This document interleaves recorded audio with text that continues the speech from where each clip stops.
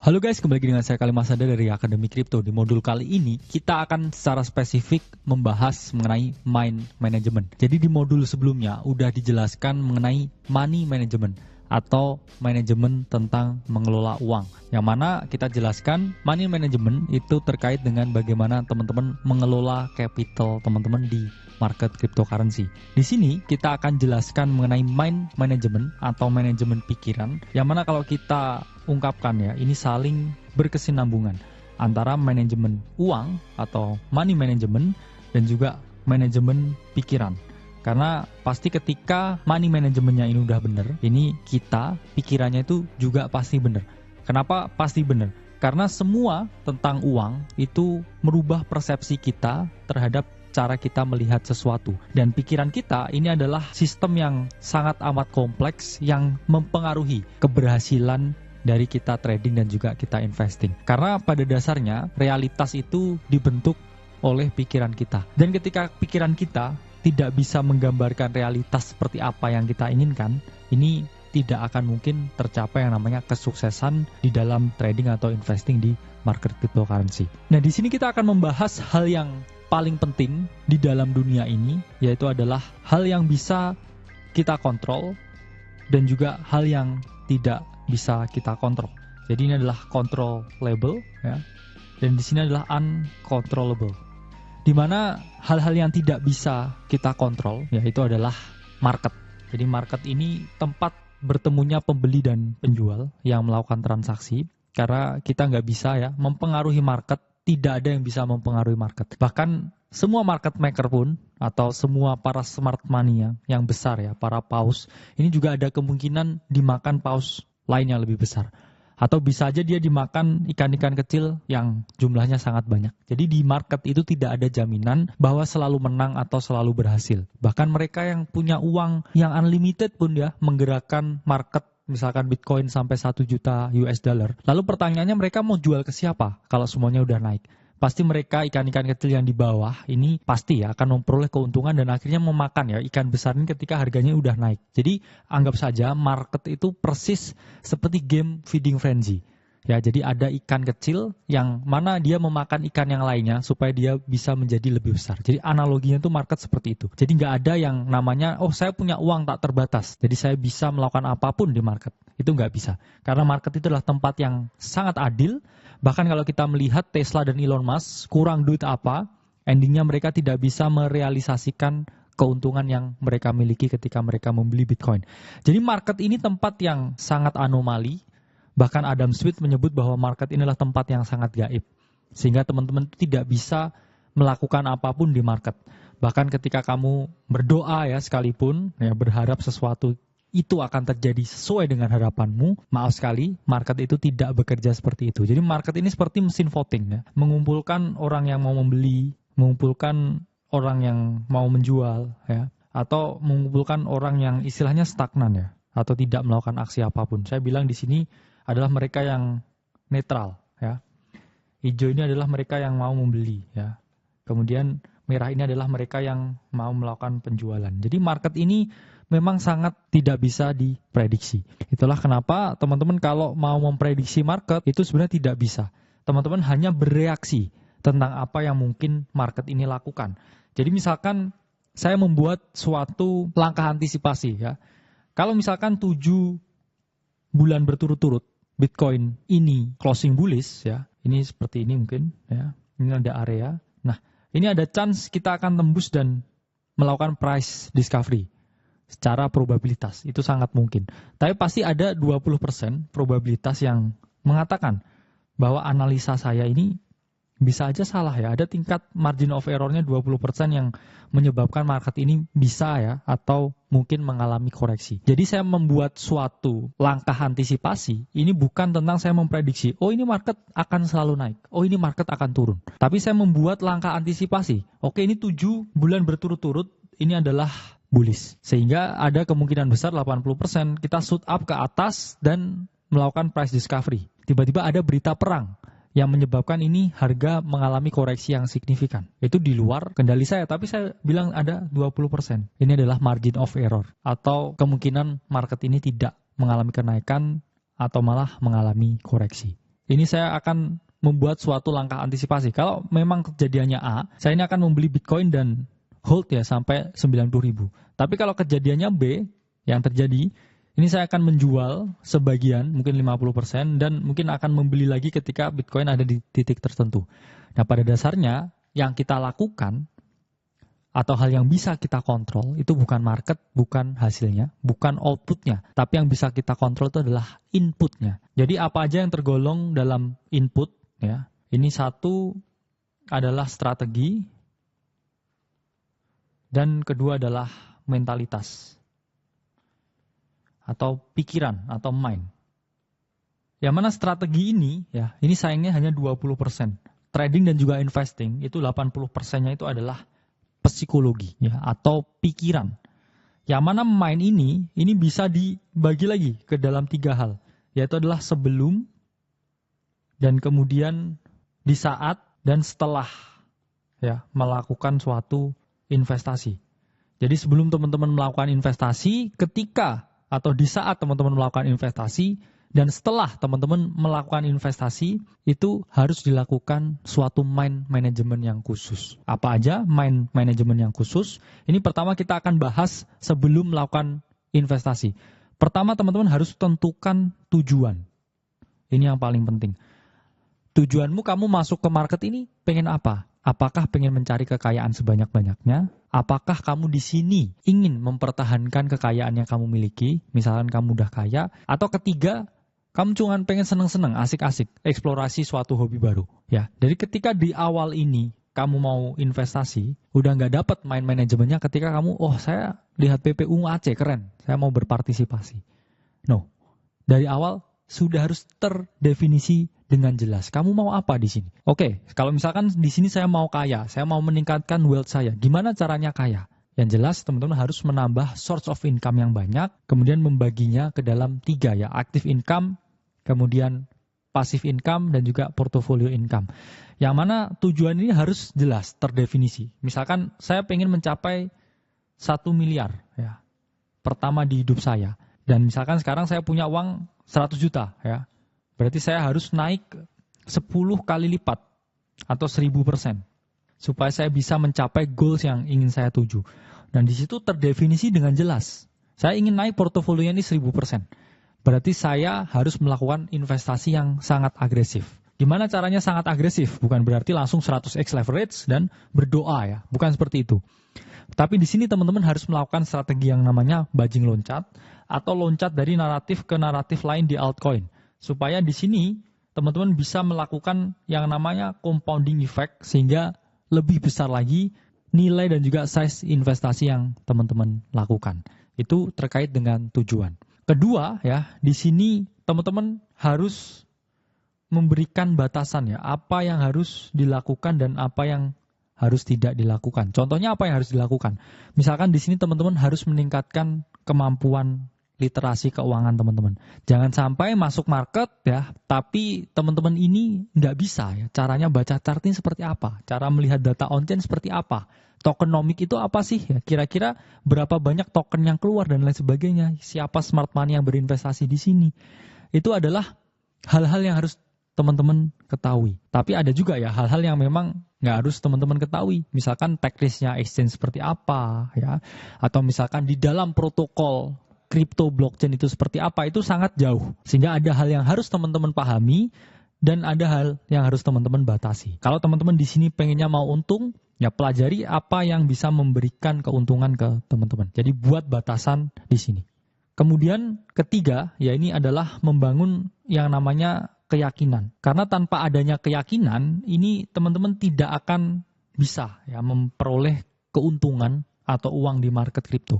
Karena flow-nya seperti ini ya. Awalnya teman-teman tuh berawal dari pengetahuan ya. Pengetahuan berubah jadi kepercayaan, dan baru yang ketiga ini keyakinan. Tanpa adanya conviction sama sekali dengan market kripto, kalau teman-teman di sini hanya oke, saya pengen kaya ya, saya FOMO beli kripto, tapi nggak tahu apa itu kripto dan apa itu teknologi blockchain, apa itu fungsi teknologi blockchain untuk masa depan. Saya jamin 2 minggu setelah market merah teman-teman bakal keluar. Padahal di sini teman-teman harus punya keyakinan yang sangat amat tinggi terhadap apa yang teman-teman investasikan di sini. Sehingga mind management ya di sini ketika teman-teman sebelum masuk itu niatnya harus sudah jelas ya, keyakinannya itu harus ada. Tapi untuk membentuk keyakinan harus ada pengetahuan, minimal pelajarilah apa itu Bitcoin. Siapa penemunya Bitcoin? Kapan Bitcoin ditemukan? Bagaimana sistem dari jaringan blockchain dan lain sebagainya. Itu harus teman-teman pahami, teman-teman ketahui, baru teman-teman timbullah keyakinan. Oke, saya yakin dengan market ini, saya yakin dengan altcoin yang saya beli, dan kemudian kita masuk ya hal keempat sebelum melakukan investasi ya, ketika ini di tahap mind management, yaitu adalah be realistic. Apa itu be realistic? 97% trader itu akan gagal. Di market ini untuk mencari keuntungan itu tidak semudah yang teman-teman bayangkan. Chance-nya ini sama seperti ketika teman-teman mau masuk NBA. Hanya 3% dari mereka ini yang atlet-atlet yang masuk di rookie ya, di SMA itu bisa masuk NBA itu hanya 3%. Sehingga teman-teman ketika mau berjuang di sini, teman-teman harus mencurahkan semuanya ya. Jadi semua harus teman-teman curahkan untuk bisa berhasil di market ini. Itu pun nggak ada jaminan buat berhasil. Sehingga itu terkait dengan mind management sebelum teman-teman memulai trading atau investasi di market cryptocurrency. Kemudian kita bahas ya di saat melakukan investasi. Ini apa aja hal-hal yang harus teman-teman lakukan. Ya ini teman-teman satu harus hindari segala bias ya. Apa itu bias? Bias itu adalah suatu, saya bilang, kecacatan berpikir yang ditimbulkan oleh persepsi atau hal-hal lain atau mungkin histori yang mana harus teman-teman hindari supaya teman-teman bisa berpikir secara objektif. Jadi intinya di sini adalah objektif. Dan bias ini adalah suatu bentuk cacat berpikir atau penyimpangan berpikir karena teman-teman tidak bisa melihat sesuatu itu secara objektif. Sementara di market, teman-teman ini harus seobjektif mungkin untuk melihat sesuatu. Banyak sekali ya bias-bias yang ada di market. Salah satunya overconfident ya. Ini adalah bias ketika teman-teman merasa terlalu percaya diri di market baru setahun ya, dapat yang namanya beginner's luck atau keberuntungan para pemula. Terus teman-teman udah merasa yang paling pinter ya, ngeremehkan teman-teman yang lain, nggak mau dengerin input dari orang lain, merasa yang paling confident. Nah ini udah pinter ya. Saya 4 bulan ini untung terus kok ya. Ngapain saya harus dengerin orang lain? Nah ini adalah overconfident bias yang harus teman-teman hindari. Kemudian ya kedua itu ada yang namanya herding. Herding ini apa sih? Herding ini istilahnya FOMO atau kebiasaan untuk mengikuti apa yang dilakukan oleh orang lain. Jadi misalkan ya, oh ini semua beli Dogecoin nih, saya harus beli Dogecoin. All in Doge Army. Ya, ini hal yang harus teman-teman hindari. Kenapa? Karena teman-teman harus punya keyakinan, itu yang mana timbul dari pengetahuan tentang apa yang teman-teman beli. Jadi herding ini apakah selalu negatif? Sebenarnya enggak. Kadang ada herding yang positif. Kadang teman-teman juga dapat informasi dari seseorang ya atau influencer yang mana ternyata informasinya itu juga masih baru. Ya, sehingga herding ini tidak selamanya buruk, tapi yang paling buruk ini adalah ketika teman-teman herding atau FOMO terhadap sesuatu yang tidak teman-teman ketahui sama sekali. Jadi misalkan ada meme koin ABCZ, ya, terus habis itu teman-teman beli ya koin ABCZ Inu itu misalkan. Itu adalah herding yang harus teman-teman hindari. Dan terakhir, bias yang paling berbahaya ini adalah mental accounting. Apa itu mental accounting bias? Yaitu adalah bias di mana teman-teman ini melihat ya bahwa investasi ini nilainya secara nominal berapa dan bisa untuk apa ya. Ini adalah kesalahan yang harus teman-teman hindari. Misalkan teman-teman, wah saya profit nih, seneng ya, naik 100 juta, ini bisa saya belikan mobil baru. Atau misalkan tiba-tiba ketika turun, wah turun nih ya 50 juta, harusnya duitnya bisa buat beli ini, buat beli itu ya. Ketika itu menyerang teman-teman, itu teman-teman harus hindari. Kenapa? Karena kalau enggak teman-teman hindari, teman-teman itu enggak akan bisa berprogres. Karena semuanya ini dinilai dengan ini bisa dibeliin apa di luar sana. Kalau teman-teman enggak berpikir ya ini di luar ini bisa buat beli apa, teman-teman akan dengan bebas ya melakukan namanya compounding effect. Yang mana ini nilainya akan semakin lama semakin gede. Anggap aja ini uang monopoli ya, nggak bisa ditarik keluar, nggak bisa buat beli apa-apa. Ya, sehingga teman-teman fokusnya ini adalah mengembangkan portofolio secara eksponensial. Nah kemudian di saat teman-teman berinvestasi ya, ini hal yang harus teman-teman lakukan adalah capital preservation ya. Atau modal ini harus tetap dipertahankan ya. Itulah mengapa kalau teman-teman portofolionya ini grow ya, ini jangan teman-teman lakukan yang namanya cash out ya ketika dia lagi naik ya. Jadi jangan cash out terus kemudian uangnya teman-teman keluarkan ya untuk bangun usaha atau misalkan untuk kebutuhan sehari-hari bahkan kebutuhan tersier, biarkan ya dia terus bertumbuh dan berkembang nilainya. Yang mana mungkin ya teman-teman udah mau cash out nih, ini udah mau cycle-nya mau turun nih, mau seperti ini Bitcoin. Waktunya saya cash out. Nah, ketika cash out ya teman-teman coba deh uangnya ini di sidelining dulu ya. Jangan dialokasikan ke bisnis lain ya atau buat barang-barang tersier, tapi kamu set lining dulu. Nanti ya ketika market ini mau bergerak lagi, ya ini kamu bisa deploy your capital di sini. Jadi salah satu hal yang menarik ya yang saya ketahui di market ini adalah teman-teman jangan ya asal tiba-tiba cash out ya, buat kebutuhan-kebutuhan yang lain, tiba-tiba cash out beli mobil, ternyata cycle-nya ini masih ada 6 bulan lagi ya. Opportunity cost-nya, uangnya ini masih di dalam market dengan uangnya ini keluar di market, ya yang mana kamu memutus rantainya ini ya, atau chain-nya ini terputus. Padahal compounding itu hal yang paling penting itu adalah satu, ya ini adalah nggak pernah keputus. Tapi kalau teman-teman nggak fokus di tengah jalan, terus kemudian teman-teman fokusnya hilang, bahkan dilepas ya rantainya ini putus, teman-teman nggak akan pernah bisa melakukan apa yang namanya compounding effect. Jadi pahami bahwa cash flow di portofolio income ini khusus untuk mengembangkan portofolio. Jangan cash flow ya dari portofolio income ya, terus habis itu teman-teman buat kebutuhan-kebutuhan lain ya. Atau bahkan untuk secondary income. Atau bahkan untuk kebutuhan sehari-hari yang harusnya di-cover oleh active income. Jadi jangan mundur ke belakang ya, tapi teman-teman terus ya compoundingkan supaya nilainya ini terus bertambah. Nah, ketika teman-teman di sini berinvestasi, hal ketiga yang harus teman-teman lakukannya adalah lihat diri sendiri. Apa maksudnya lihat diri sendiri? Investasi atau trading itu adalah permainan you versus you ya. Artinya kamu hanya bisa membandingkan dengan dirimu yang kemarin. Jangan membandingkan dirimu dengan orang lain. Kenapa demikian? Karena orang ini startnya berbeda-beda. Mungkin kamu startnya di sini ya. Naik ke sini. Ini progression. Tapi mungkin udah ada orang yang udah di titik ini. Misalkan kamu punya profit 100 juta nih. Wah, saya bangga dengan profit saya. Saya profit 100 juta. Terus tiba-tiba ada orang di Twitter yang post PNL 10 miliar. Pasti teman-teman, wah ini saya aja profit 100 juta ini udah sulit banget ya mencapai 100 juta. Ini kok ada orang yang udah sampai 10 miliar. Ini 1% dari yang orang itu punya. Ya, itu kemudian teman-teman merasa kecil, merasa minder, akhirnya udah merasa ini sia-sia. Padahal kamu nggak tahu, misalkan orang itu jangan-jangan bahkan mulainya lebih kecil dari kamu, mungkin 10 juta. Tapi dia udah mulai ini mungkin 20 tahun yang lalu. Ya. Ada time gap 20 tahun yang lalu. Sementara kamu baru 2 bulan di sini. Apa yang mau kamu bandingkan? Nggak ada. Ya. Terus kamu menyesal, harusnya saya mulai 20 tahun yang lalu, harusnya saya beli Bitcoin 2013. Nasi sudah menjadi bubur, ya mari kita lihat ke depan, fokus ke diri sendiri, jangan lihat orang lain kalau kamu mau berkembang secara pesat.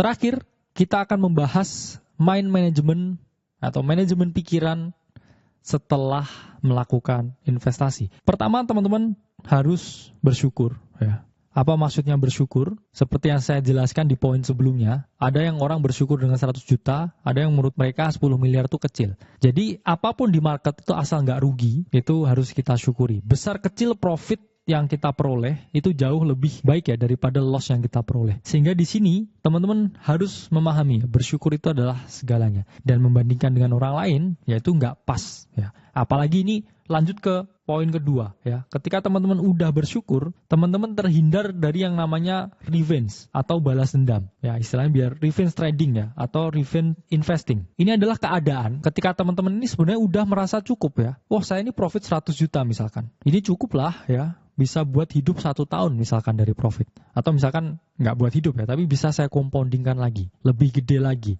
Wah, ini udah lumayan kan, 100 juta itu udah kayak gaji manajer di level atas. Terus kemudian teman-teman lihat tadi, orang yang PNL-nya 10 miliar tadi.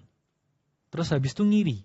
Ya. Orang ini kok bisa mencapai 10 miliar ya? Ini saya hanya 1% dari 10 miliar. Oh, gimana kalau ini saya leverage-kan?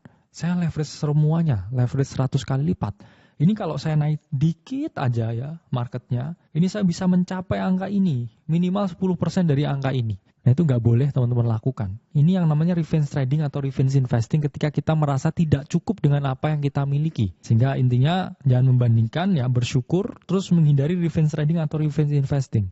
Ini contohnya kalau teman-teman abusing the leverage. Tapi kalau teman-teman mikir dengan konsep yang sama, wah ini gimana? Ini ada koin baru ya. Ini baru listing ya. Ini katanya bisa jadi the next ini ya. The next Shiba Inu. Terus kemudian apa yang teman-teman lakukan? Uangnya 100 juta ini teman-teman all in kan 100% ya ke koin ticker baru gitu ya, Inu gitu. Berharap nanti kalau jadi Shiba Inu ya, ini saya misalkan naik puluhan ribu %, saya bisa ke angka 10 miliar itu.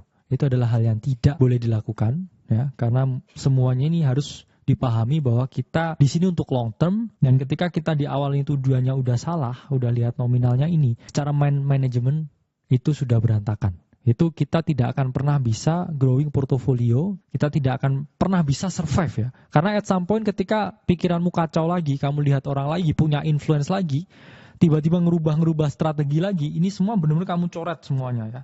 Ini semuanya kamu coret ya. Apa yang saya ajarkan hari ini udah gak ada artinya lagi. Karena tiba-tiba itu tadi, seperti compounding, itu bukan hanya tentang duit ya. Compounding itu juga tentang skill, mindset, dan juga ketahanan emosi ketika kamu investing atau trading. Misalkan seperti ini ya, ini bukan hanya duitnya yang di sini ya. Ini misalkan kalau compoundingnya itu dari segi duit. Misalkan kepotong satu ini udah selesai. Begitu juga dengan skill ya. Misalkan kita ngomong di sini adalah ya skill ya, bukan duit tapi skill. Ini ketika kamu putus di sini, mentalmu juga berantakan lagi. Kamu nggak akan pernah bisa mencapai hal yang lebih baik terus. Jadi harus dipahami bahwa di sini teman-teman yang compounding itu bukan hanya cash-nya atau capital-nya atau liquid-nya, tapi skill kita, tetapi kedewasaan kita dan juga kecerdasan emosi kita yang juga harus bertambah seiring dengan berjalannya market. Karena dua hal ini adalah dua hal yang berbeda. Ya. Bisa aja kamu tiba-tiba jackpot, beli koin yang ada embel-embel Inunya ya, terus tiba-tiba uang kamu ya jadi puluhan miliar secara mendadak ya. Tapi kamu nggak tahu thought prosesnya untuk mencapai uang seperti itu seperti apa ya. Ini kamu abaikan, tiba-tiba kamu berpikir ya, wah saya dulu adalah pemenang lotre, saya adalah milioner semalam. Terus kamu lakukan, kamu berpikir lagi dengan uang yang ada sekarang, ini saya bisa jadi milioner lagi, saya tinggal cari koin yang bisa home run lagi. Tapi nyatanya momen itu ternyata hanya terulang sekali seumur hidupmu. Dan kamu nggak punya mindset ya untuk membangun itu secara long term. Kamu hanya lottery ticket winner istilahnya. Itulah kenapa lottery ticket winner itu selalu going broke again setelah 4 tahun. Nah, ini statistik ya. Biasanya kamu mungkin JP istilahnya di bull run ini. Kamu JP, kamu dapat uang misalkan sampai miliaran. Ini kalau kamu nggak punya skill setnya, 4 tahun kemudian tuh kamu pasti akan berantakan. Pasti going broke again ya. Itulah kenapa ya harus jadi NBA ya, never broke again.